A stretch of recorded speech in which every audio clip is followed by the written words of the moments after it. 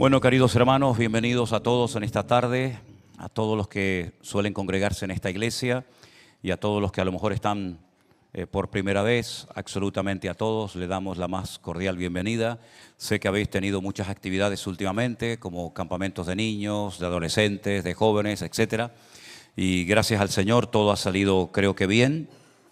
Y que no sea por escuchar palabra de Dios, Yo no sé cuántos mensajes habrán oído cada uno de ustedes, pero probablemente hablamos de cientos, si no de miles, ¿verdad?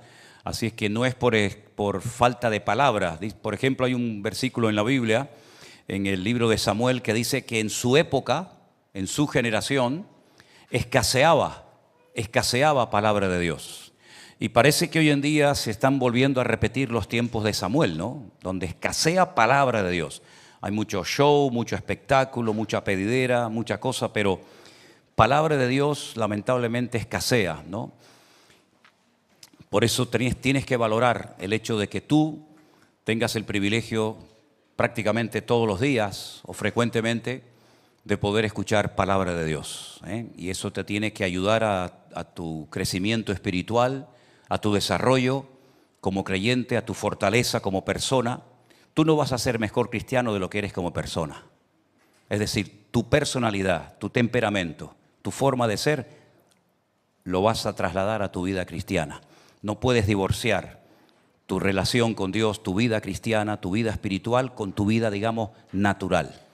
Tú eres como cristiana lo que tú eres como persona, ni más ni menos. Podemos fingir, ¿sí? Podemos aparentar, podemos disimular. Pero tarde o temprano lo que tú eres como hombre, lo que tú eres como mujer, va a salir a la hora de hablar, de orar, de compartir la palabra, de tomar decisiones, de comprar, de vender, etcétera, etcétera. Por lo tanto, creo que también tenemos que enfatizar el hecho de crecer, de madurar como persona. Porque a veces hay un énfasis, y no digo que esté mal, hay que crecer en la fe, hay que crecer en el conocimiento de la palabra, hay que pedirle a Dios sabiduría, hay que pedirle al Señor espiritualidad. Todo eso está muy bien y está bien, ya digo. Pero ¿y como personas? ¿Cómo maduramos como personas? ¿Cómo crecemos como personas? Porque repito, eso después lo vas a trasladar a tu vida cristiana. Tus complejos los vas a trasladar a tu vida cristiana. Complejos de inferioridad o de superioridad, cuidado, que los dos son tan reales y tan destructivos como la vida misma, ¿no? Así es que procura también dedicar tiempo a tu carácter, para que tu carácter sea tu aliado, tu amigo, tu compañero de viajes y no tu enemigo, ¿verdad? Y al final tú eres un esclavo de ti misma o de ti mismo, en vez de estar al servicio, tu carácter de ti, al final tú estás al servicio de Él, ¿no?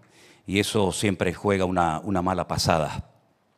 Hemos estado visitando, como dije en la última ocasión, a los hermanos de Andorra, donde estuvimos con ellos. Fueron muy contentos de poder visitarles, de estar allí unos días con ellos.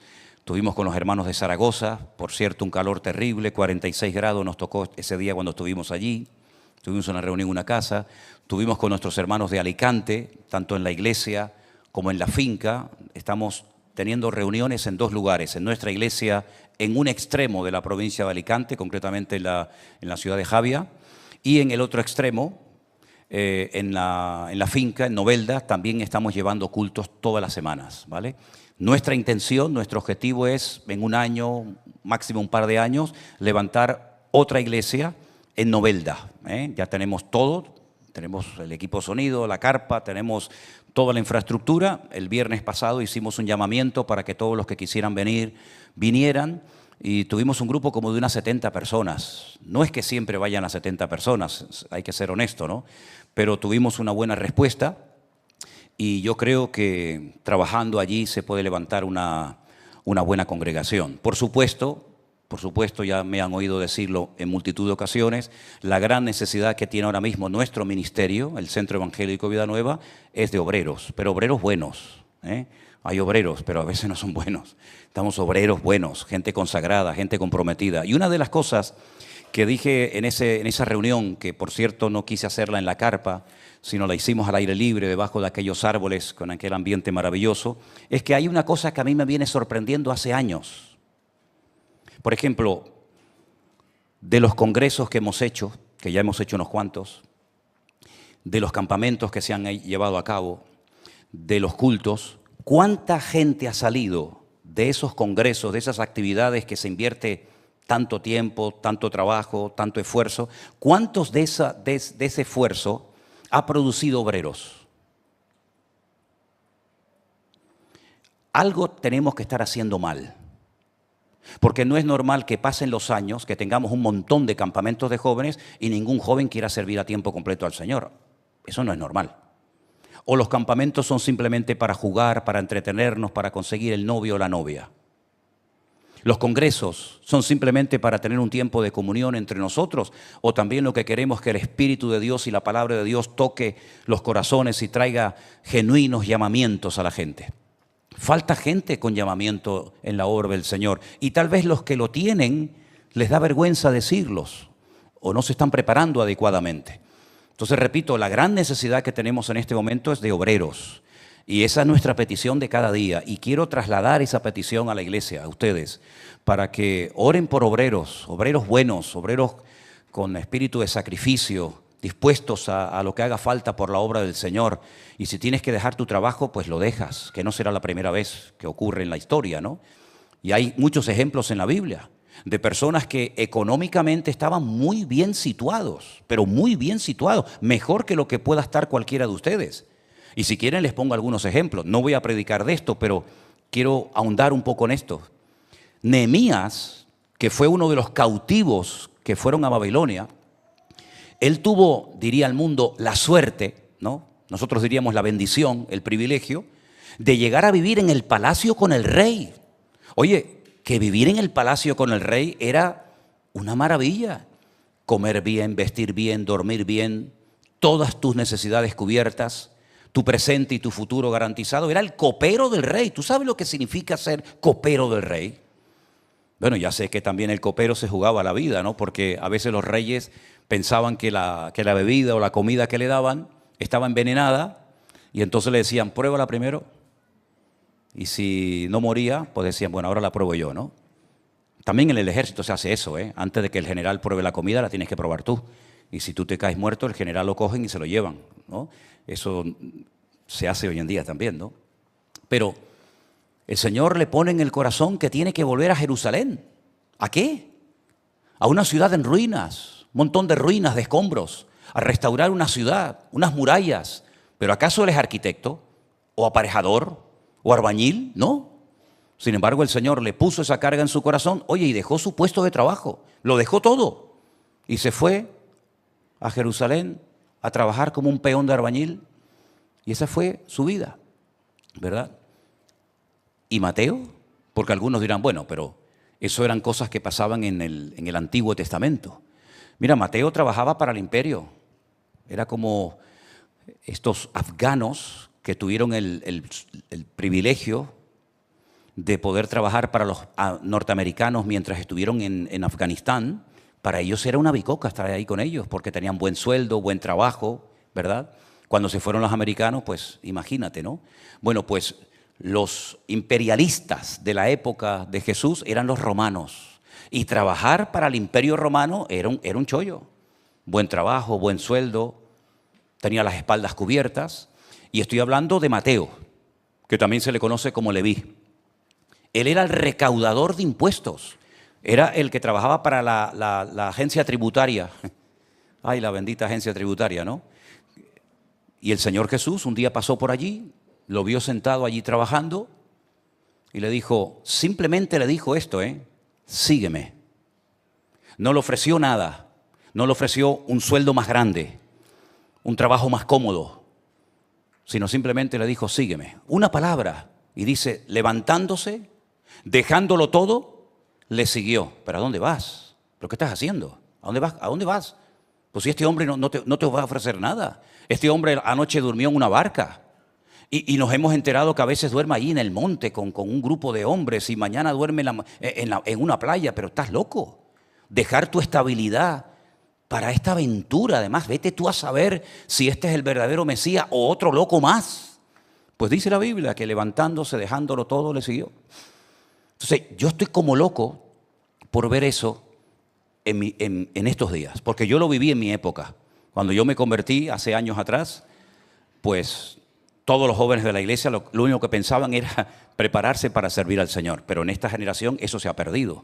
Hay una falta de vocaciones, no solamente en la iglesia católica, hasta el punto que hoy en día muchos hoteles y muchos resorts y muchos spa y todo eso son antiguos seminarios católicos. Y nosotros sabemos lo que hablamos porque, por ejemplo, cuando estuvimos en el Escorial, pues allí en el Escorial era un antiguo seminario católico.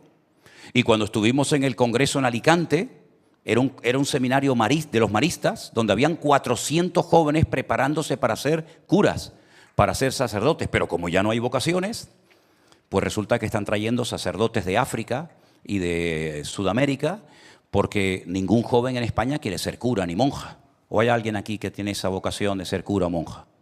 ¿A que no? Pero ¿y pastor? Tampoco nadie. ¿Siervo de Dios? Nadie. Entonces, eso es algo que yo vengo pensando hace tiempo. ¿Cómo es posible que después de tantos campamentos, de tantos retiros, de tantos congresos, no haya gente dispuesta a lanzarse a la piscina a servir al Señor? Les dejo eso ahí, es algo que estoy pensando y reflexionando últimamente.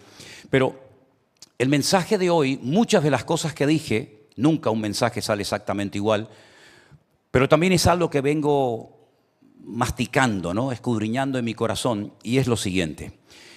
Advierto que el mensaje de hoy no es para todos, ¿vale? Incluso los que nos están viendo en la casa, les digo que el mensaje de hoy no va a ir dirigido a toda la audiencia, a toda la gente que nos oye. ¿Por qué? Porque el mensaje de hoy va dirigido única y exclusivamente a gente que quiere agradar al Señor. Entonces hay gente que no quiere agradar al Señor, hay gente que quiere que el Señor le bendiga, que el Señor le dé un buen trabajo, un buen marido, que le dé los papeles, que le dé la nacionalidad, pero eso de agradar al Señor con mi tiempo, con mis recursos, con mi vida, como que no, ¿no? Entonces, este mensaje yo lo he preparado para gente que quiere agradar a Dios, gente que quiere de alguna manera, pues, hacer la voluntad de Dios en su vida, sea cual sea. Y hay un ingrediente fundamental para que esto funcione adecuadamente, y voy a hablar de ese ingrediente que lamentablemente, oye, es que yo no llevo en esto 2 días, es que yo estoy sirviendo al Señor antes de que tú nacieras. Antes de que muchos de ustedes nacieran, yo ya era pastor. Entonces, vengo observando hace muchos años que hay una asignatura pendiente, pero en el mundo bautista, pentecostal o de cualquier denominación, y da igual si es en España, en Estados Unidos, donde sea. A mí todavía me quedan 6 países por visitar este año, ¿vale? Más los que ya he visitado. Y en todos los sitios donde voy hay como un denominador común. Y es la obediencia.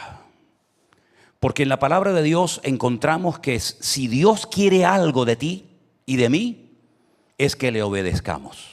Tú puedes ser el mejor predicador del mundo. Puedes hacer milagros, señales y prodigios, pero si tú en lo más profundo de tu corazón no eres una persona obediente, podrás triunfar ante la gente, pero delante de Dios estás totalmente descalificado. Y me baso, por ejemplo, en esas palabras del Señor Jesucristo, por cierto, durísimas, donde dijo en una ocasión, yo sé que tú las conoces, y muchos, me llama la atención eso, y muchos me dirán en aquel día, Señor, yo en tu nombre eché fuera demonios. ¿Cuántos de los que están aquí han echado demonios? ¿Sabe cuántos has echado? 1, 2, 3, 5. Algunos de ustedes no saben ni lo que es eso. Pues esta gente que se va a presentar delante del Señor, dice que en aquel día le dirán, Señor, en tu nombre echamos demonios. En tu nombre hicimos señales, milagros, prodigios, vimos cosas tremendas. Es decir, que el currículum de esta gente, hay iglesias en peso que no lo tienen. Y hay gente que en el día del juicio, cuando se presenten delante del Señor, le dirán al Señor todo lo que hicieron, que es muy importante y llamativo. Y la respuesta del Señor a mí siempre me ha llamado mucho la atención. Y la conocen, ¿verdad? Apartaos de mí. Apartaos de mí, fuera, no estés junto a mí, fuera, apártate de mí. Como le dijo el Señor a Pedro, apártate de mí, apártate, fuera, vete para allá. Apartaos de mí, hacedores de maldad. Yo nunca os conocí. ¿Puede incluso una persona hacer cosas para Dios sin conocer a Dios? Claro, no te quepa la menor duda. Lean la biografía de John Wesley. Yo sé que para algunos les sonará esto a chino, pero lean la biografía de John Wesley. John Wesley fue un evangelista y un predicador que viajó por muchísimos lugares y él dice que no había nacido de nuevo, que no conocía al Señor, hablaba del Señor porque se crió en el evangelio. La madre de John Wesley los levantaba a los 12 hermanos de madrugada y les leía la Biblia, les hacía orar y repetir capítulos enteros de la Biblia, pero él dice que llegó a ser predicador, pastor, itinerante y no conocía a Dios. Ayer hablando con un pastor de Uruguay, que a través de una emisora de radio, salió el tema de las famosas 10 vírgenes. La parábola de las 10 vírgenes, la conocen, ¿verdad? La Biblia dice que las 10 vírgenes, estas 10 muchachas, conforme a la costumbre de aquella época, estaban esperando que viniera el esposo, el novio. Y claro, en aquella época no había linternas, no había luz eléctrica, tenían que salir con candiles y tener aceite. Como se tardaba en venir el esposo, la Biblia dice que todas, cuidado, todas se quedaron dormidas. Y cuando vino el esposo, todas se despertaron, pero resulta de que 5 de ellas se les había acabado el aceite. Y no tenían aceite de repuesto para poner en sus lámparas. Entonces le dijeron, oye, véndeme, dame un poquito de aceite. Y le dijeron las otras, de eso nada. Si yo te doy aceite a ti, al final yo también me voy a quedar sin luz. Así que mejor ir a comprarla. Es decir, el 50% de aquellas jóvenes vírgenes que estaban esperando al esposo no entraron a la presencia, a la boda, porque no tenían aceite. Es decir, que el 50% de la gente que puede estar en una congregación puede ser que se ha quedado sin aceite hace mucho tiempo. Pero estás esperando al esposo. Acaban de cantar todos. Yo los he visto a todos ustedes cantando. Algunos levantaron las manos, otros tocaron las palmas. Pero ¿te imaginas que el 50% de los que estamos aquí esta noche o el 50% de la audiencia que nos está viendo en esta noche en directo hayan leído la Biblia, se hayan estado congregando en una iglesia y al final resulta que no entran en la comunión con el amado porque se quedaron sin aceite? ¿Y qué es el aceite? ¿Qué representa, qué simboliza el aceite en la Biblia? Bueno, el Espíritu de Dios, la presencia del Señor, ¿no? Es decir, que hay personas que pueden estar aquí arriba y no tienen aceite, pero están aquí arriba. Cuando teóricamente los que están aquí arriba tienen que ser los más espirituales de toda la iglesia, porque si no, ¿para qué suben? ¿Para que los vean? El que está en un púlpito predicando la palabra es el que más aceite tiene que tener, el que más presencia y conocimiento de la palabra tiene que tener, porque si no, ¿para qué sube ese señor? ¿Para entretener a la peña? Si corremos el riesgo de congregarnos en una iglesia, de cantar a Dios, de ofrendar a la iglesia, de apoyar la obra de Dios, y resulta que en lo más profundo de mi corazón yo estoy más muerto que vivo. Bueno, también hay una iglesia a la cual el Señor la confrontó y le dice, ustedes tienen nombre de que viven, pero yo que les conozco perfectamente a ustedes están muertos. ¿Y sabes algo que te va a dar vida y que te va a abrir puertas? Pero puertas que ni te imaginas. La obediencia. ¿Sabes que hay un capítulo entero en la Biblia? Si lo quieres leer, te voy a decir cuál es. Deuteronomio capítulo 28. La primera parte se titula Bendiciones de la obediencia. La segunda parte se titula Consecuencias de la desobediencia. ¿Alguien lo ha leído ese capítulo alguna vez? ¿Verdad? Repito, bendiciones como producto, resultado de la obediencia. Pero la contrapartida, la otra cara de la moneda dice consecuencias de la desobediencia. ¿Cuántos años estuve yo encerrado en esta iglesia, hermanos? Sin salir ni de aquí a la esquina. ¿Cuántos años? Algunos de ustedes no estaban y no saben lo que estoy diciendo. Pero pagando el precio de ser fiel en lo poco, hasta que Dios dijo ahora. Y ahora ya saben, estoy más tiempo fuera que dentro. ¿Quién me abrió esas puertas? Yo. Yo no he llamado a nadie. Yo no le he escrito a nadie. Yo no me hago publicidad. Es el Señor el que dice ahora Y yo podría haber escrito, podría haber llamado, podría haber tocado por aquí, tocado por allá. Yo no llamo a nadie, yo no me presento nunca a nadie. Pero el Señor es el que abre y cierra las puertas. ¿Te das cuenta? Porque creo que he sido obediente a Dios en lo que tenía que haber sido obediente en ese momento. Y si tú quieres bendiciones para tu vida, no hay un secreto. Aquí no hay secretos, aquí no hay secreto. Aquí está todo escrito y todo revelado.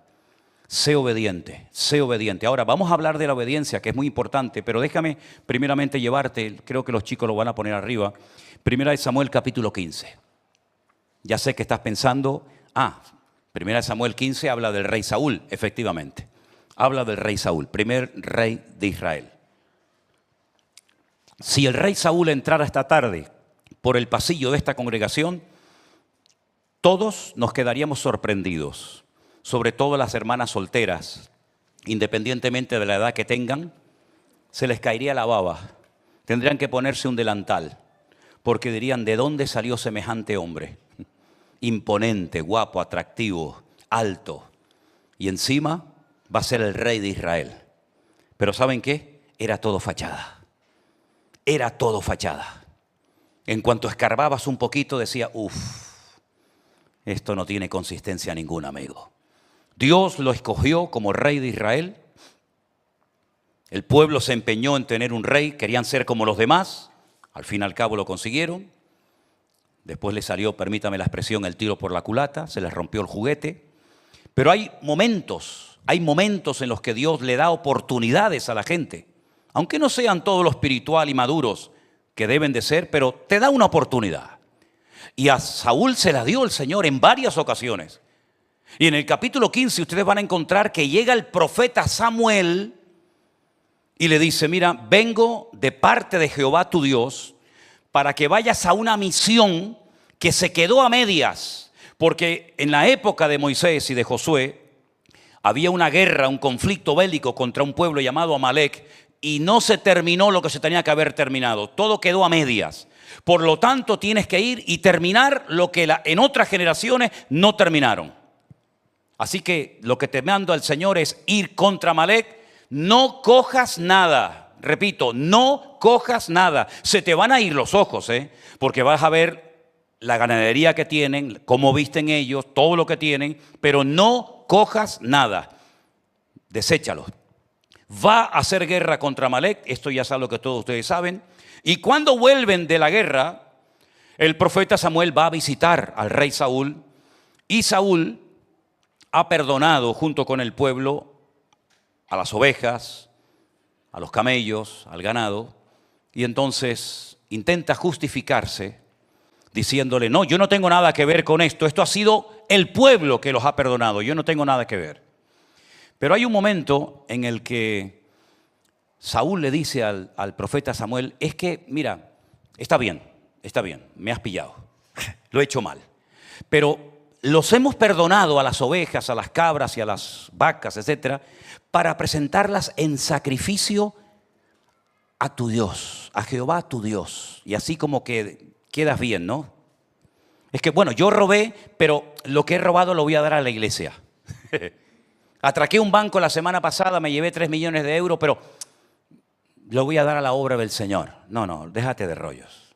Entonces llega el profeta Samuel y en el capítulo 15, verso 22, ahora sí lo podemos poner, dice, Samuel le dijo, ¿se complace Jehová tanto en los holocaustos y víctimas como en que se obedezca a las palabras de Dios? Ciertamente, escuchen bien esto, hermanos, el obedecer, ¿el qué? El obedecer es mejor que los sacrificios y el prestar atención que la grosura de los carneros. Porque como pecado de adivinación es la rebelión. Fíjate a lo que compara, la rebelión. La rebeldía es como compararte con un brujo, con un santero, con un adivino. Y como ídolos e idolatría la obstinación. Y ahora escucha, por cuanto tú desechaste la palabra del Señor Jehová tu Dios, Él también te ha desechado para que no seas rey. ¿Alguien puede decir amén? ¿Cuál fue el grave problema de este hombre? La desobediencia. Se le decía una cosa y no lo hacía. Y cuando lo pillaban en el error, en el pecado que había cometido, quería proyectar en los demás sus carencias como persona. Era todo fachada, ya digo.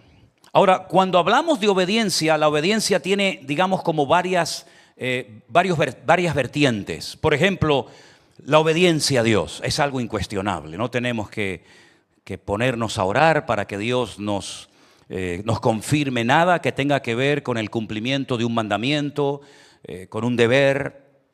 La obediencia a Dios es una obediencia absoluta. Lo que Él me pide lo hago y punto, me guste o no, lo sienta o no. La obediencia al Señor está por encima de mi opinión personal, está por encima de mis planes y proyectos personales. La obediencia al Señor es incuestionable. Eso lo tenemos más claro que el agua, ¿sí o no? ¿Sí o no? La obediencia al Señor, no hay ni que darle tantas vueltas al tema porque yo creo que está clarísimo, vamos. Pero luego la Biblia nos habla de una obediencia a ciertas y determinadas personas. Y esto quiero hablarlo y matizar algunas cosas para que lo tengamos claro. Por ejemplo, le he pedido a nuestra hermana Vanessa que nos lea algunos versículos. El primero va a estar en Romanos capítulo 13, los 2 primeros versículos, por favor, si me los puedes leer. Sométase toda persona a las autoridades superiores, porque no hay autoridad sino de parte de Dios, y las que hay por Dios han sido establecidas. De modo que quien se opone a la autoridad, a lo establecido por Dios, resiste, y los que resisten acarrean condenación para sí mismos. Sí, número 1, la obediencia al Señor, hemos dicho que es incuestionable, eso está más claro que el agua. Pero ahora dice la Biblia que hay que obedecer a las autoridades, porque las autoridades han sido puestas por Dios. A veces nos cuesta un poco entender eso, ¿no? Ahora, ¿se tiene que obedecer a las autoridades en todo lo que nos manden y nos pidan? No. Hay ejemplos en la Biblia de autoridades, de personas con mucho poder, como por ejemplo el rey Nabucodonosor de Babilonia, que dio un edicto para que durante un tiempo nadie pudiera elevar una oración a cualquier dios, fuera el dios de Israel, el dios de Moloch, Milcón o el que fuera. Totalmente prohibido por decreto ley orar en este país hasta que yo lo diga. Daniel obedeció esa ley bajo ningún concepto. Él seguía orando conforme a su costumbre, 3 veces al día, abría las ventanas de su casa mirando a Jerusalén, ¿verdad? Mañana, tarde y noche él seguía orando. Esto por poco le cuesta la vida. Digo por poco porque la idea era matarlo, pero Dios lo cuidó. Lo lanzan vivo dentro de un horno, dentro de un foso de leones. Bueno, también a los otros los mandaron dentro de un foso de fuego, ¿no? Porque la ley decía que había que postrarse ante una imagen y ellos dijeron, no nos vamos a postrar ante tu imagen. Y entonces la pregunta es, ¿y qué Dios te va a librar del fuego? Dice, bueno, nuestro Dios nos puede librar, pero si no me libra tampoco me voy a postrar. Así que no insistas porque me salve o me queme vivo hoy, no me voy a postrar. Es una ley que hay que obedecer, pero nosotros no. ¿Por qué? Porque por encima de las leyes humanas están las leyes divinas. Y nosotros obedeceremos a las autoridades de esta nación siempre y cuando no vayan en contra de la Biblia. Imagínense que llega una ley y dice, prohibido leer la Biblia en España. Pues conmigo lo tienen claro. Tengo en mi casa 200 Biblias, pues ya me contarás. Prohibido congregarnos. Yo sé que algunos no vendrían. Yo estaría aquí y me tendrían que llevar detenido. Estuvo a punto de salir una ley en España, luego no salió, que los pastores teníamos que ir a llevarle el papel. Claro, yo predico sin papeles, conmigo lo tienen crudo porque yo no tengo ninguna anotación delante de mí, salvo a veces una letrita y tal. Teníamos que llevarle, o decían que teníamos que llevarle a la autoridad competente el sermón que íbamos a predicar el domingo para que ellos lo aprobaran o no lo aprobaran, y esta frase la puedes decir y esta frase no. Y dije, yo no voy a llevar nada a nadie. La ley no salió, pero si hubiera salido yo no iba a ir y me tendrían que llevar preso, evidentemente, pero lo tengo más claro que el agua, que me lleven preso. No tengo ningún problema en eso, al contrario, sería para mí una medalla que me cuelgo aquí. Le dijeron a Pedro y a Juan, prohibido hablar de ese hombre que matamos y ustedes insisten en que está vivo. Prohibido, no se puede hablar en la ciudad de Jerusalén del nombre de Cristo, ni orar por enfermos, ni sanar enfermos, ni demonios, ni nada. Prohibido. Y Pedro y Juan, que lo tenían claro, clarísimo, dijeron, es necesario obedecer a Dios antes que a los hombres. Así que obedecemos a las autoridades, repito, siempre y cuando No vayan en contra de la palabra de Dios. En el momento en el que haya una ley que nos obligue a ir en contra de nuestros principios espirituales o bíblicos, por lo menos conmigo que no cuenten. No sé lo que ustedes harían, pero yo lo tengo más claro que el agua. A ver si después de tantos años predicando la palabra, a ver si al final voy a ser un cobarde, ¿verdad? Imagínense que nos dice, no, a partir de ahora solamente hay una religión en España y la religión tienen que postrarse ante esta imagen o tienen que adorar a no sé quién. Bueno, pues ya no hace falta ni que me vengan a buscar, me voy a presentar yo solito. Aquí tengo el cuello, ahí, corten lo que quieran, porque para mí el vivir es Cristo y el morir es ganancia. Tengo más claro que el agua. Pero también la Biblia habla de otra obediencia, no a las autoridades solamente terrenales, sino a autoridades espirituales, que también las hay. Y quiero leer un versículo, o Vanessa nos va a leer en Hebreos capítulo 13, el verso 17. Obedeced a vuestros pastores y sujetaos a ellos, porque ellos velan por vuestras almas, como quienes han de dar cuenta, para que lo que hagan con alegría y no quejándose, porque esto no es provechoso. Yo quiero decirles de que ese texto lleva 2000 años escrito, yo no tengo nada que ver con eso, yo no lo he escrito, Además, yo no necesito tu obediencia para yo sentirme realizado en la vida. A mí me da igual lo que hagas con tu vida, a ver si me entiendes. Pero yo tengo la obligación de decirte y de enseñarte lo que dice la Biblia. Después tú verás lo que hace. La Biblia dice que hay que obedecer a los pastores. Y vuelvo a repetir el matiz anterior. Siempre y cuando los pastores no se vayan de la palabra de Dios. Amén, hermanos. No es que yo tengo que decir amén a todo. Y tengo que obedecer al pastor en todo, porque si te digo, no, mañana lo que tienes que hacer es vender tu casa y traer el dinero a la iglesia. Perdón, eso no lo dice en ninguna parte de la Biblia. O tienes que hacer una locura. Cuidado. Mientras los pastores no se vayan de la palabra de Dios, bíblicamente, la Biblia dice que hay que obedecer a los pastores. Es que a mí no me gusta eso. Bueno, a mí me da igual si a usted le gusta o no. Yo no estoy aquí para predicar lo que a ustedes les gusta. De hecho, muchas veces predico cosas que a la gente no le gusta que predique, a lo mejor, ¿no? Pero eso es lo que dice la palabra. Y ustedes van a ver desde el primer libro de la Biblia hasta el último que hay como un hilo conductor y se repite en Abraham. Fíjate los personajes que voy a mencionar. En Abraham, en Noé, en Moisés, en David. En todos los personajes de la Biblia uno tenía más fe, otro tenía menos fe, uno hacía una cosa, otro hacía otra, pero todos tienen algo en común. Y es que eran hombres obedientes. Abraham, tremendamente obediente. Sal de tu tierra y de tu parentela. Podía haber dicho, ¿y para qué? ¿Y por qué? ¿Y a dónde voy? Nada, no le da ni una sola explicación el Señor. Yo me he preguntado muchas veces por qué a veces la gente para obedecer necesita tantos argumentos y tantas explicaciones. ¿Por qué? No nos vale con lo que dice la palabra. Tenemos que tener la confirmación del ángel Gabriel, del ángel Miguel, de esto y de aquello. Abraham salió, dice la Biblia, sin saber a dónde iba. ¿A dónde vas? ¿Pero qué haces, hombre? Pero vas a dejar la herencia, tú estás loco. Además, ¿de qué vas a vivir? ¿Y a dónde vas? No sé nada, solamente el Señor me ha dicho que salga, que ya Él me irá diciendo por el camino a dónde voy y lo que tengo que hacer. Y el hombre salió por obediencia al llamado de Dios. Pero toda la vida de Abraham es una obediencia detrás de otra. Pero claro, si tú no obedeces en la A, después en la B, tampoco vas a obedecer. ¿Dónde se aprende a ser obediente? ¿En la iglesia? No, en la iglesia no se aprende a ser obediente. Se aprende a ser obediente en la casa. Porque el primer contacto con una autoridad, llamémoslo papá y mamá, es en la casa. Y cuando papá dice hay que apagar la televisión, o no hay más caramelo, o hay que irse a la cama, o tienes que hacer esto o aquello, es ahí los primeros encuentros donde se pone en tela de juicio si soy un rebelde o soy un obediente. Si tú has sido un rebelde en tu casa, cuando tú vengas a la iglesia, tú vas a seguir siendo un rebelde. Lo que pasa es que en vez de desobedecer a tus padres, pues ahora vas a desobedecer pues, en la iglesia a Dios o a quien se ponga por delante. Porque la casa es una escuela donde aprendemos pues eso, bueno, por lo menos en mi época, ya hoy en día no sé, ¿no? Pero en mi época había un respeto, había una educación, había un horario, había unas normas. Ya sé que todo eso ha cambiado, ya lo sé. Pero honestamente, donde tenemos que aprender a ser obedientes es desde la cuna.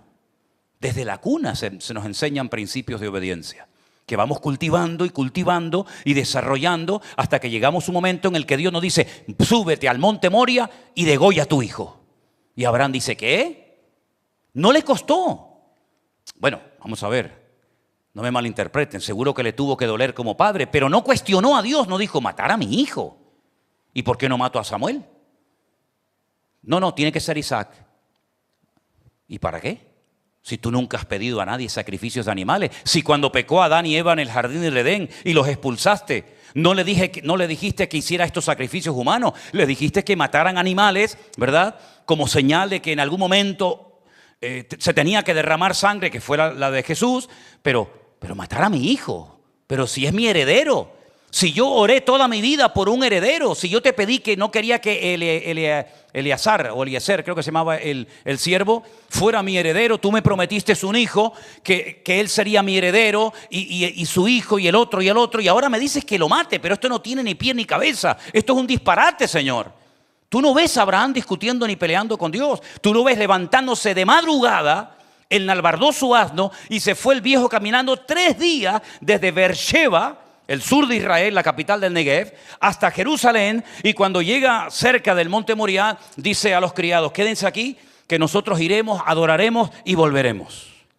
Y tú dices, pero ¿qué movía a este hombre? ¿Pero de dónde salió semejante personaje? Si hoy en día le dices una cosa a uno y se enfada, y te quita la palabra, y se va de la iglesia, y a este le está pidiendo que mate a un hijo. Los que sois padres y madres entendéis lo que estoy diciendo. Si no eres madre, tú no entiendes lo que estoy hablando esta noche. Pero los que somos padres y madres, daríamos lo que fuera por la salud de nuestros hijos. Yo le dije al Señor cuando me enteré de lo de Miriam, Señor, mándamela a mí, enférmame a mí, mándame eso. Señor, si me tengo que quedar manco, mudo, si tengo que dejar el ministerio, no predicar nunca más, estoy dispuesto a hacer lo que tú me digas. Por un hijo se hace lo que sea. Porque un padre y una madre nunca va a traicionar a un hijo. Un amigo sí te lo puede hacer, pero un padre y una madre, bíblicamente hablo, ¿verdad? Tiene que ser tu mejor aliado, tu apoyo. A veces, lamentablemente, te apoyas en quien no tienes que apoyarte y vas con los cuentos y con los chismes a la que piensa como tú, en vez de ir al que no piensa como tú, para que no te realimentes en tu soberbia, ¿verdad? Pero Abraham no cuestiona a Dios. Abraham dice, venga, vamos. Y lo ata. Y estamos hablando de un hombre de 40 años, ¿eh? No estamos hablando de un chiquitín. Estamos hablando de un hombre hecho y derecho de 40 años que lo pone sobre el altar. Saca el cuchillo y el hijo le dice, papá, yo veo que hemos traído el fuego, el cuchillo, hemos traído todo, pero una pregunta, ¿y el cordero dónde está?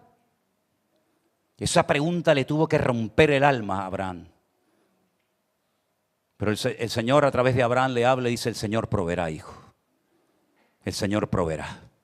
Y el Señor proveyó. ¿Pero cuándo proveyó? Cuando sacó el cuchillo de la vaina y estuvo dispuesto a obedecer al Señor. Hay bendiciones que están aquí encima de tu cabeza hace años, hermanos. Y no han caído porque todavía el tema de la obediencia para muchos sigue siendo una asignatura pendiente. Porque hay bendiciones que vienen sin pedirlas. Y sé lo que estoy diciendo, ¿eh? Hay bendiciones que vienen simplemente por hacer lo que se te dice, ni más ni menos. No hay ni que orar, ni reprender, ni decretar, ni declarar, como hay muchos por ahí que se pegan la vida declarando como si fueran los jueces de la tierra. Hay bendiciones que vienen solas, te encuentran, te buscas, aunque estés en el monte perdido, porque Dios ve tu corazón y ve que estás dispuesto a obedecer al Señor, y Dios honra a los que le honran y bendice a los que le obedecen. ¿Cuántos dicen amén? Uno ve en la palabra de Dios que el nivel de madurez de uno no se demuestra aquí arriba. Se demuestra en el diario vivir, si obedecemos o no a nuestro Dios. ¿Quieres saber si eres maduro? ¿Quieres saber si has crecido en la fe? Pues mira a ver cómo está el termómetro de la obediencia y tú mismo te darás cuenta si verdaderamente eres una persona madura o no. Ya sé que la obediencia en el mundo está en tela de juicio. Vivimos en un mundo de anarquía, ¿no? De todo vale. Si lo sientes y te sientes bien, venga, para adelante. Pero en la palabra de Dios las leyes del reino son diferentes. Por eso yo muchas veces he dicho, si vas a venir a esta iglesia, piénsalo dos veces, porque aquí no estamos con juego ni perdemos el tiempo. En esta iglesia le decimos a la gente, ponte en orden, ponte en obediencia delante de Dios. ¿No te quieres poner en orden? Vete a otra. que seguramente te van a recibir y te van a dar cargos a la media hora. Pero aquí queremos jóvenes, como decíamos hace un rato, en obediencia y en santidad. Aquí queremos vivir una vida ordenada. Y si no te gusta, yo no te llamé. Yo cuando tú viniste, yo ya estaba aquí. Ahora la hija de Raicé le dice al tío, ¿no? Él fue el que abrió la iglesia, el que fundó la iglesia, le dice, ¿no? Así como un gran misterio, ¿no? Pues sí. Cuando ninguno de ustedes estaba aquí, yo ya estaba.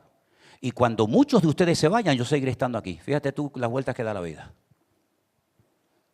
Es decir, no buscamos bulto, no buscamos gente, porque cuanto más gente, más diezmo, más ofrenda, más primicia. No vamos detrás de eso. No vamos detrás de eso. Queremos que cada uno de ustedes se convierta en un cristiano obediente y lo que te diga el Señor lo haces y Dios te va a bendecir y Dios te va a honrar, porque si quieres fortalecer tu fe y quieres crecer, ahora si quieres ser un mediocre, y mira, no hay nada más que me dé más rabia en la vida que ver a jóvenes que han decidido ser mediocres. De cualquier manera. No aprenden nunca una nota nueva, no aprenden nunca un versículo bíblico, no salen de siempre lo mismo. Lo ves ahora, lo ves mañana, lo ves pasado mañana, lo ves dentro de 30 años, lo ves dentro de 1000 años, siempre está igual, siempre desaliñado, nunca se quitó las legañas con las que nació, siempre lleva las legañas encima, siempre la camisa de cualquier manera. Yo digo, ha decidido ser un mediocre. Y el Señor no quiere mediocres en su iglesia. El Señor quiere gente santa, ordenada, limpia, obediente, sujeta a su palabra. Por eso yo digo que en esta iglesia es muy complicado el decir me voy a integrar en esta iglesia. ¿Por qué? Porque tarde o temprano, hoy, si no mañana, y si no pasado mañana, y da igual si predico yo, o predica Jerónimo, o predica Anderson, da igual, porque somos una piña entre nosotros y nos hablamos prácticamente a diario.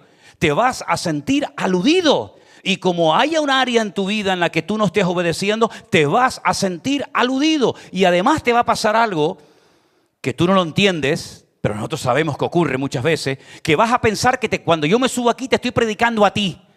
¿Y cuántas veces yo he dicho que yo no necesito un púlpito para hablar contigo?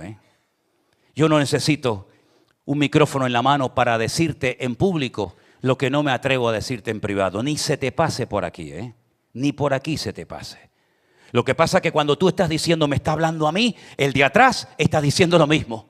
Y el de al lado te dice, Dios me está hablando a mí, parece que me está descubriendo a mí. Y el de atrás, y cuando termina el culto, te dice uno y otro y otro y otro y otro, oye, hoy el Señor me habló a mí. Pero no sabe esa hermana que hace 10 minutos, cuando iba a entrar al baño, me dijo, oye, hoy la palabra fue todo para mí. Porque a nadie se le va a ocurrir, ¿verdad? En esta iglesia decir, hermano, la palabra de hoy le vino a esta hermanita como anillo al dedo. Qué bien, espero que la haya oído. Y a veces a lo mejor hay alguna o alguno que tiene la tentación de decir, ¿estás oyendo? Esto va para ti, cógelo. No es así, hermano, no trabajamos así. La palabra de Dios hace así. Yo soy un sembrador ahora, yo soy un sembrador de semilla bíblica, de semilla, y estoy haciendo así, ¡fum! ¡Fum! ¡Fum! Y una me cayó en el camino. Otra se le metió ahí dentro de la camisa. El otro se cayó en la silla. Pero yo estoy así lanzando semillas. Y estoy lanzando semillas. Y yo dentro de un rato cojo así, me mando a mudar y me voy a mi casa. Pero esa semilla que yo planté hoy, esa semilla viene con oración detrás, cuidado, que yo no estoy jugando a ser pastor. Esta es mi vida. Esa semilla que yo estoy lanzando esta tarde es una semilla que trae vida. Es una semilla que puede crecer a 30, 60 o a 100 por uno. O se puede hacer improductiva. ¿Cómo se hace improductiva? Bueno, pues lo vi ahora en la península, en el campo. He visto campos llenos de cuervos, llenos de palomas, llenos de gaviotas, que cuando es el tiempo de la siembra empiezan a llegar y empiezan a picar y se llevan la semilla. Y la Biblia dice que cuando una persona oye la palabra, pero como que no la quiere poner en práctica, viene el maligno, los cuervos, y dice que cogen la semilla y se la roban de su corazón. Y de nada te sirvió que este señor estuviera ahí arriba hablando media hora, 40 minutos o 3/4 de hora, porque le permitiste al enemigo que te robara la semilla de tu corazón. Entonces yo espero que este tema de la obediencia no sea en tu vida una asignatura pendiente, porque yo puedo ser el padre de muchos de ustedes por la edad. Pero si tú no aprendes ahora con la edad que tienes y no le enseñamos a los adolescentes y a los jóvenes y a los niños de la iglesia a ser obedientes, cuando estos niños sean más grandes van a ser más desobedientes de lo que son hoy. Porque la desobediencia crece. La desobediencia se expande y la desobediencia, cuidado, y la obediencia son contagiosas. ¿Cuántos dicen amén? ¿Tú quieres ser obediente? ¿Cuántos quieren ser obedientes? Júntate a un hombre o una persona que sea obediente. ¿Quieres ser un rebelde? No te preocupes que otro rebelde se va a juntar a ti. No tienes ni que buscarlo. Mi padre decía, ¿cómo decía? Gracias. Yo veo que lea mucho la Biblia. Dios los cría y el diablo los junta. Pero es que pasa en todas partes, es algo increíble. Llegas a un sitio y dices, ¿ves? Normal, normal. La obediencia nos protege. ¿Quieres vivir tranquilo? Sin miedo. Me da igual si me pagaron, si no me pagaron, si cuentan conmigo, si no cuentan conmigo, si me llaman, si no. ¿Quieres vivir tranquilo y disfrutar de la vida? Sé obediente. Porque es un escudo, es una protección impresionante a tu vida. ¿Por qué? Porque el obediente nunca se equivoca. El desobediente corre el riesgo de hacer las cosas a su manera y después llevar las consecuencias. Nunca te vas a equivocar por obedecer. ¿Quién te dijo a ti que pusieras el vaso allí? Entonces le van a echar la bronca a este. Si quieres vivir tranquilo, obedece. ¿O es tan complicado obedecer a nuestro Dios? Claro, hay un matiz y quiero ir terminando con esto. Pero para poder ser obediente, uno tiene que renunciar a su propia voluntad. Y es ahí donde tenemos la lucha. Es ahí donde tenemos la lucha. Porque ¿quién quiere renunciar a su ego? ¿Saben? Y no se me ofendan. Bueno, si se ofendan, perdonen, me da igual, perdonen, pero es por decir algo, ¿no? Pero he notado que hoy en día, no sé si por el movimiento feminista o por la moda, honestamente todavía no he sacado una conclusión, pero me doy cuenta que muchos hombres, por sus mujeres o por sus novias, están atontados, están anulados. La que corta, pincha, opina, habla, corta, viaja, compra, eso son ellas. Él ni habla. No sé si es porque le tiene miedo a ella o porque dice, no, en mi casa se hago lo que yo digo. Sí, mi amor, lo que tú digas. Sí, no. Y él tiene la última palabra. Pero una de las cosas que tenemos que recuperar en el cuerpo de Cristo es el rol y el papel de cada uno. No seas un pelele. No seas un pelele. Si le tienes que llevar la contraria, se la llevas, no pasa nada. Algo muy bonito que durante siglos funcionó en la iglesia, que se ha perdido, ya no existe eso, fue el diálogo. ¿Qué eran los concilios? Eran encuentros de liderazgo, desde el primero en Jerusalén, Hechos capítulo 15 hasta el último. Eran momentos de encuentros para que el liderazgo dialogara y opinara. Oye, y este versículo y el otro versículo. Claro, después también se metieron cosas muy humanas y carnales, ¿no? Pero el diálogo, dialogar, no discutir, sino dialogar. Oye, ¿qué te parece esto, lo otro? Pero hoy en día como que hay miedo a llevarle la contraria a alguien. Si crees que la palabra de Dios te avale, no tengas miedo de abrir la boca. No seas un pelele, no seas un cobarde, un monigote. Hermana, cuando su marido le hable, óigalo. Porque a veces la opción que toma el hombre es callarse y no hablar. Y me acuerdo que aquí se congregaba hace años un matrimonio que vinieron en varias ocasiones a hablar conmigo porque era tremendo aquello. Y ella me dijo, es que no me habla, pastor, es que no habla. Y yo decía para mí, digo, pero si con lo que tú hablas ya él ya no va a hablar nada, si es que no lo deja ni hablar. Entonces él optó por una actitud de silencio. Él se callaba y le dije, ¿sabes qué?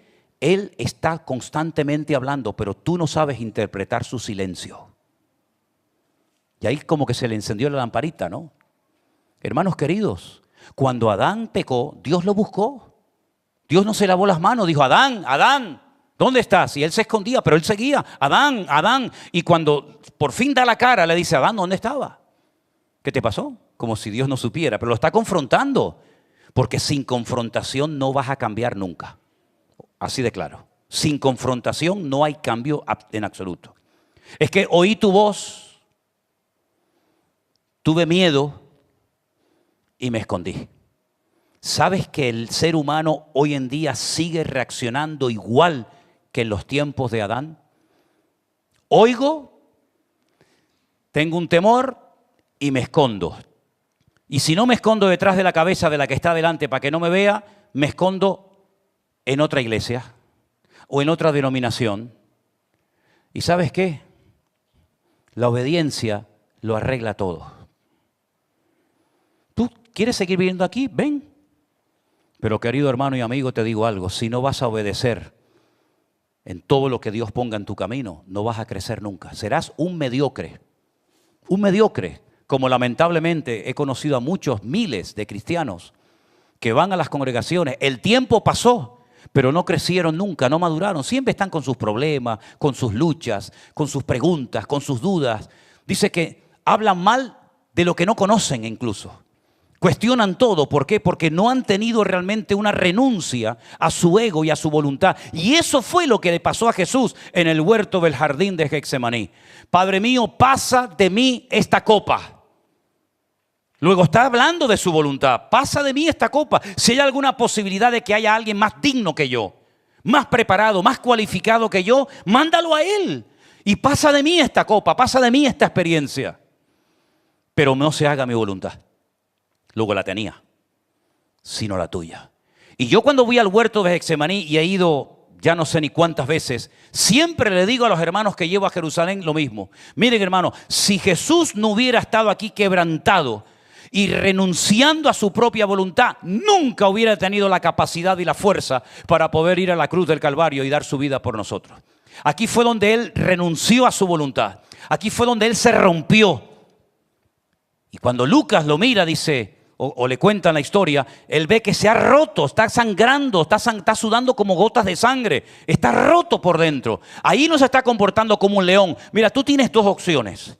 O comportarte como un león, asustando a todo el mundo y gritándole a todo el mundo y haciendo tu propia voluntad, o actuar como Jesús actuó en el huerto de Getsemaní, que fue como un cordero. Él entró como un cordero, se quebrantó delante del Padre y salió como un león. Si lo hubiera hecho al revés, la salvación nunca se hubiera obtenido por amor a nosotros. Es decir, tiene que haber un rompimiento en nuestras vidas. Tiene que haber un momento en el que digas, no me soporto, no quiero seguir siendo así. Siempre con lo mismo, cuando no es con el pastor, es con mi padre, cuando no es con mi padre, es con el de la tienda, cuando no es con el vecino, cuando no es con mi hermano, cuando no es con mi tío, y siempre hay una lucha, siempre hay algo que como que te persigue a todas partes. Hasta que un día Dios te rompa en 1000 pedazos y digas como Isaías, miserable de mí. Miserable de mí. Como Pablo dijo, ¿quién me librará de este cuerpo de muerte? Que quiero hacer cosas buenas y no las hago, al contrario, hago lo malo. Y Pablo dijo y abrió su corazón, gloria a Dios por este hombre y por esta humildad y honestidad. El pecado mora en mí. El pecado no está en la iglesia, el pecado no está en los judíos que me odian, el pecado no está en los fariseos, no. ¡Ay de mí! ¿Quién me librará de este cuerpo de muerte? Porque el pecado mora en mí. Y ahí se rompió delante del Padre, ahí se rompió delante de Dios. Y por eso yo digo que hay como niveles, claro que los hay de crecimiento y niveles de sabiduría y niveles de todo. Y creo que para poder llegar a un nivel óptimo, hoy por hoy, como nos está demandando la vida, tiene que haber un rompimiento. Tiene que haber un rompimiento. Y hay dos vías de escape que Dios ha diseñado en el cuerpo humano, la risa y el llanto. Como tú quieras, o te pones a reír como una loca, o te pones a llorar toda una noche. Pero te puedo asegurar que al día siguiente serás una nueva persona. Porque eso es lo que Dios quiere hacer en nosotros. ¿Tú te crees que fue agradable para Pedro oír de su maestro decir, apártate de mí? Vete para allá. Huye. Satanás. Pero que llamó Pedro, Satanás. ¿Fue agradable? Para nada. Para nada fue agradable. Fue agradable para David cuando lo tiene que confrontar el profeta Natán y le dice, ¿ese hombre eres tú? Déjate ya de fingir. Déjate ya de aparentar. Fue agradable para Samuel tener que ir a confrontar al rey Saúl y decirle, Dios me ha dicho que no ore más por ti, que te ha descartado como rey. ¿Tú te crees que no le cuesta a Dios o le duele al Señor en su corazón cuando tiene que quebrantarnos y sacudirnos? Por supuesto que sí, pero forma parte del trato de Dios para nosotros. Y la Biblia dice, y por lo que padeció, y ahora te voy a preguntar a ver a quién se refiere ese versículo, y por lo que padeció, ¿qué dice? Aprendió obediencia. ¿De quién está hablando el autor ahí? ¿De quién? Del Señor Jesucristo. Y por lo que padeció, aprendió obediencia. No, vamos a parar el carro ahí un momento. ¿Cómo? Que si no llega a pasar por ese sufrimiento no hubiera sido obediente. Te lo está diciendo la Biblia, hombre. Y por lo que padeció, por el trato tremendo que experimentó en su vida, aprendió obediencia. Luego, la obediencia no se compra en la farmacia. No se compra en un supermercado, no viene con el tiempo. Bueno, me meto aquí, voy a retiro, a campamentos, a congresos, viajo para aquí, viajo para allá y soy obediente. No, para nada. Te puedes endurecer más que nunca y puedes llegar a engañarte a ti mismo creyendo que por lo que hago estoy bien delante de Dios. Y yo he conocido a docenas de gente que se han enfriado incluso sirviendo y predicando el evangelio en un púlpito, porque le dan más importancia a lo que hacen que a su crecimiento espiritual delante de la presencia del Señor. Bueno, yo te estoy diciendo lo que hay que hacer, hermano. Ahora te toca a ti, a cada uno de nosotros, ¿verdad? Poner en práctica esta palabra, dejar que esta semilla pues se la lleve el diablo. Venga, un sermón más, venga, ya el domingo nos predicará de otra cosa. Y una más, venga, pasamos la página. Y así llevamos 23 años, venga sermones, y venga estudio, y venga lectura. Y uno dice, oye, pero un momento, ¿y la obediencia? Yo me acuerdo que, no sé hoy en día si es así, pero cuando uno suspendía en junio las clases, tenías recuperación en septiembre. ¿Sigue siendo así? ¿Sí? Vale, pues el mes que viene es septiembre, ¿eh? El mes que viene es septiembre. Y te voy a decir una cosa y con esto termino. Tal día como hoy, ¿qué día es hoy? Hoy es 14. Tal día como hoy, hace 20 años... un pariente lejano del famoso Che Guevara tomó una decisión. ¿Por qué? Porque era el que más peso y autoridad tenía en Israel. Él era el presidente y dijo, voy a tomar una decisión. En este trozo de tierra, que eran unas playas de película y hoteles e invernaderos, y aquello era una zona de gente de mucho dinero, los voy a sacar a todos. Si se quieren ir por las buenas, bien, y si no, les mando a la policía, al ejército, que los maten a palos. Habían como 8,000 y pico personas viviendo en la... Fíjate tú, 8,000 y pico personas. En una franja que tiene 45 kilómetros de largo, 8,000 personas. ¿Qué nivel tenía que tener aquella gente para poder vivir allí? Ya te lo puedes imaginar. No quisieron salir porque allí estaban sus escuelas, sus coches, sus casas, sus cementerios. Les mandó a la policía. Les mandó al ejército y les dijo, sáquenlos a todos. Y hay imágenes que las pueden ver. Los sacaron a palos. La gente no se quería ir. Los sacaron a todos a palos. Y dijo, a partir de hoy, este territorio, que siempre se ha llamado como se ha llamado hasta ahora, nunca ha tenido otro nombre, la Franja de Gaza, vamos a meter ahí a palestinos, a gente que viva ahí y hagan su país, sus normas, sus leyes, sus costumbres, sus mezquitas y sus historias. Y nosotros nos vamos. Hoy se cumplen 20 años de aquella decisión. Esa decisión, 20 años más tarde, sigue siendo un quebradero de cabeza, tanto para unos como para otros. Tomó una decisión, desde mi punto de vista, equivocada. Cortó por lo sano, dijo, no, esto no, como si fuera su país, ¿no? Y las consecuencias las están pagando otra generación. Las decisiones que hoy tomes tú pueden afectar para bien o para mal, a tus hijos, a tus nietos si es que los tienes, y a la próxima generación. Por eso Saúl fue desechado, porque lo que esta gente no terminó, lo tienes que terminar tú. Y como no lo has terminado, la siguiente generación o la otra, ya vas a ver lo que va a pasar. Lean ustedes el libro de Esther. El libro de Esther, ¿qué es? Es el intento por parte de aquel hombre perverso de destruir a todos los judíos de su época, y tú dices, y el cabecilla de ese movimiento que quería exterminar con todos en aquella época, ¿qué nacionalidad tenía? Dice que era un amalecita. Pero resulta que los amalecitas eran los que tenía que haber peleado Saúl pero no los exterminó, no terminó con ellos, no los expulsó de la tierra, que tenían su tierra. Tampoco lo hizo Josué. Y te das cuenta de que se van quedando puertas abiertas y las pagan las siguientes generaciones. Por eso dice la palabra de Dios que tenemos que consagrarnos y comprometernos y rendirnos al Señor para que no nos atrape mañana la mala decisión que hoy tomé. Pero también te digo una cosa, la decisión buena y bíblica que tú tomes hoy va a cambiar toda tu vida. La mejor decisión que yo tomé, la tomé con 17 años. La mejor, servir a Cristo. Esa fue la mejor decisión que yo he tomado en mi vida. Después hice otras, algunas buenas y otras malas. Pero fue mi mejor decisión, dedicarme por completo a servir al Señor. Y hasta el día de hoy, con la edad que voy a cumplir ahora, no me he arrepentido nunca de haber tomado esa decisión. Gracias a esa decisión que yo tomé a los 17 años, esta iglesia existe hoy en día. Y existe la iglesia del Puerto de la Cruz, y existe la iglesia virtual, y el ministerio del Centro Evangélico Vida Nueva, y la finca de Novelda, y Colombia, y San Francisco, y Miami. Gracias a una decisión que tomé hace un montón de años, el Señor ha honrado y bendecido una decisión, y ha bendecido su obra, porque al fin y al cabo es su obra. Si yo me hubiera negado en aquel momento a servir al Señor, bueno, probablemente, no sé, el Señor habría levantado a otra persona. Pero eso ya es entrar en hipótesis y en ideas personales. Pero te das cuenta que una sabia decisión con la mujer exacta con la que me tenía que haber casado, con el hombre de Dios, con el ministerio, con el lugar, con la iglesia, etcétera, puede beneficiar no solamente a ti, sino a miles y a miles de personas. Por lo tanto, tómate en serio lo que estoy predicando, porque este mensaje no lo vas a oír frecuentemente. Vas a oír palabras de adulación y de motivación.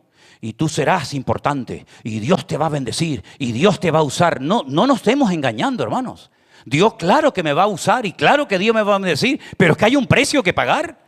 Y ese precio a pagar, y seamos realistas, no lo quiere pagar todo el mundo. No lo quiere pagar todo el mundo. Ahora, que oren por mí, que me bendigan, que Dios me sane, que Dios me prospere, que me venga un trabajo, eso lo quiere todo el mundo. Es que no hay ni ser ni cristiano para que una persona te diga, sí, ora por mí, no hay problema. Pero el comprometernos, el consagrarnos, el poner la mano en el arado, el decir voy a por todas, el voy a renunciar a mi vida, con esta mano creo que me sobran dedos. Con esta mano me sobran dedos. Y lo digo con tristeza, porque qué más quisiera yo, ¿no? Por lo tanto, mis queridos hermanos, tómense en serio este mensaje, porque es un mensaje que Dios ha puesto a fuego en mi corazón.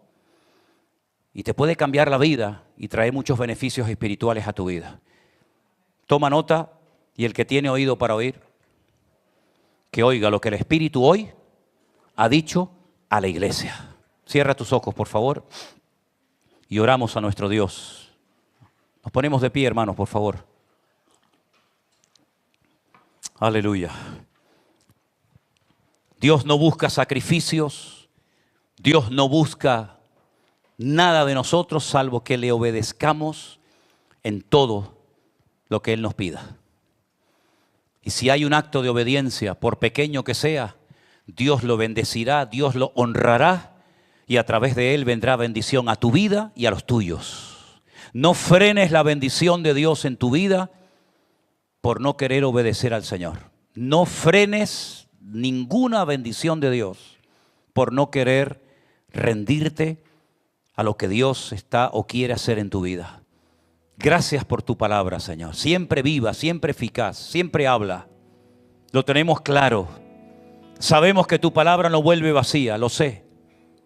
Sabemos que tu palabra cuando se siembra siempre habrá alguna respuesta a tu palabra. Sabemos que mucha semilla se pierde. Sabemos que muchos oídos se olvidarán a los pocos minutos, horas o días de lo que yo he predicado hoy, ya lo sé. Pero Señor, yo te ruego en el nombre de Jesús que por lo menos uno